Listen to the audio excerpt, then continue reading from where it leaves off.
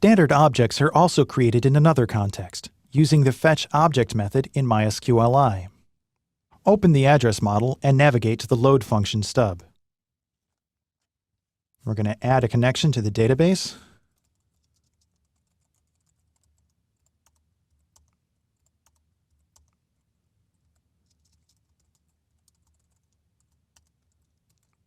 Connect to the database. Then, write the query to retrieve a row from the address table by the primary key, address_ID. For safety, I'm using quotations around the identifier and casting the identifier as an integer. SQL query equals, select everything from address, from address,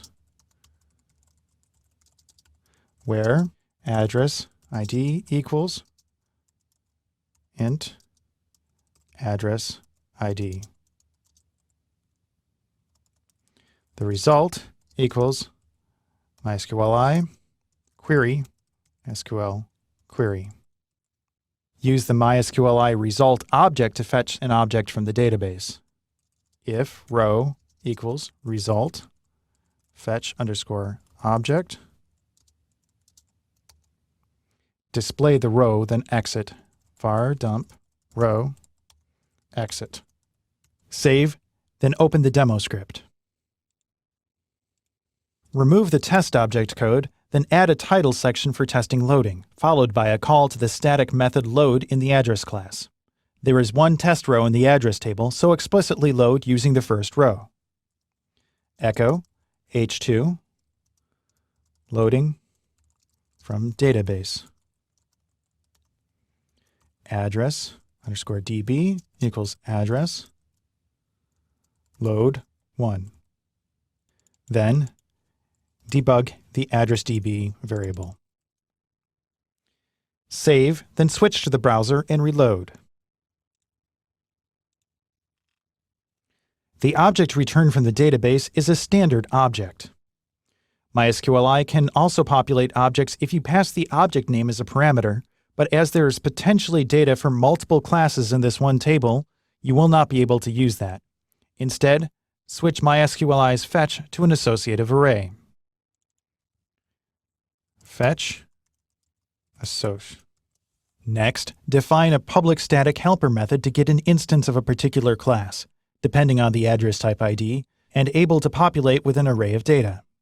This method is public, as it's very useful to be able to dynamically create objects without having to know their class names. Start beneath the load method. Final public static function get instance, which starts with an address type ID and takes data, which is an array. Add documentation. Given an address type ID, return an instance of that subclass. Param int address type ID, param array data, and then return address, and then we'll add a note that it'll be the subclass. As all the address classes start with the word address, start the class name with the address. Then, using the static property containing the array of address types, get the name of the type of address.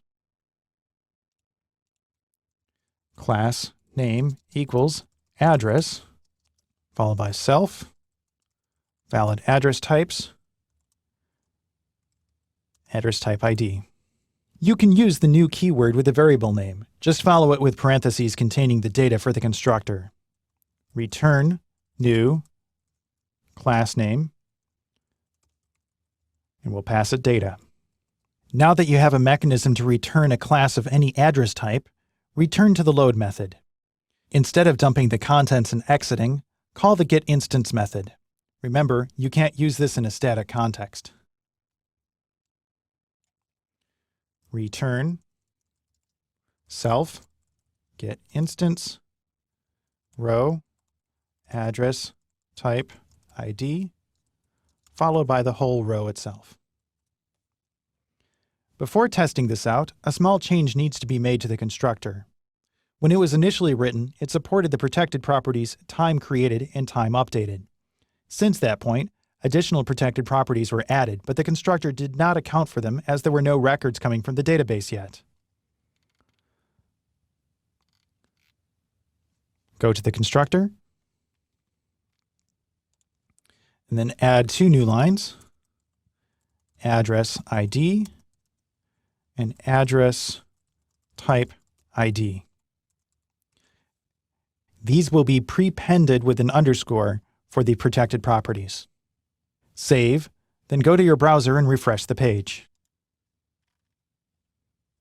The loader and helper functions have chosen the correct class for the row.